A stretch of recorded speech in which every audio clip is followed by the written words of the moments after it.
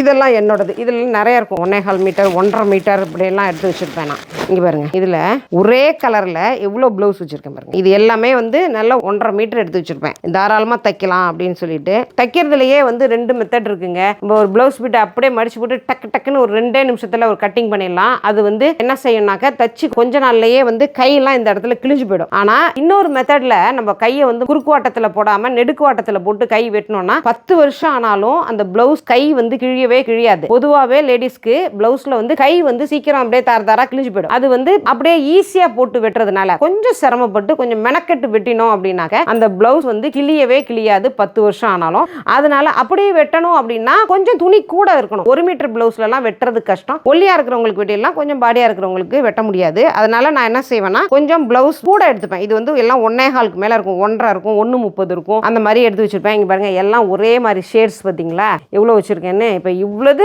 வெட்டாம இவ்வளவு வச்சிருக்கேன். இதெல்லாம் வெட்டுனது இவ்வளவு, வெட்டாம இவ்வளவு இருக்கு. இப்போ இது எல்லாமே பாதி ப்ராசஸ் ஆயிடும். இப்போ இந்த மழை நாள் முடியறதுக்குள்ளார இது எல்லாத்தையுமே வெட்டி தச்சு எல்லாம் ஓர்சல் பண்ணிடுவாங்க. உங்களுக்கும் டைலரிங்ல இன்ட்ரெஸ்ட் இருக்கா? நீங்களும் வீட்டுல தப்பீங்களா? உங்களுக்கும் வந்து தையல்ல ஆர்வம் இருந்துச்சுன்னா வந்து கமெண்ட்ல சொல்லுங்க. இதுல இடையிலே நான் என்ன செய்வேன்னா, தெரிஞ்சவங்க வீட்டுக்கு வர்றவங்களுக்குலாம் தையல்ல ஆசை இருக்கு அப்படின்னாக்க வாங்க நான் சொல்லி தரேன். என் பிளவுஸே போட்டு வெட்டுவேன். வெட்டிட்டு அவங்களுக்கு சொல்லி கொடுத்து அனுப்பிடுவேன். அவங்க கடைசியில் அவங்க ஒரு சார்ட் வாங்கிட்டு வர சொல்லுவேன். அந்த சார்ட்ல அவங்களோட அளவு பிளவுஸை வச்சு அவங்களுக்கு வெட்டி கொடுத்து இதை வச்சு வெட்டி தைங்க அப்படின்னு சொல்லிட்டு அது மாதிரி 2 பிளவுஸ் வந்து தைக்கிறப்ப உட்காந்து பார்த்தா அப்படியே தைக்க ஆரம்பிச்சிடலாம்.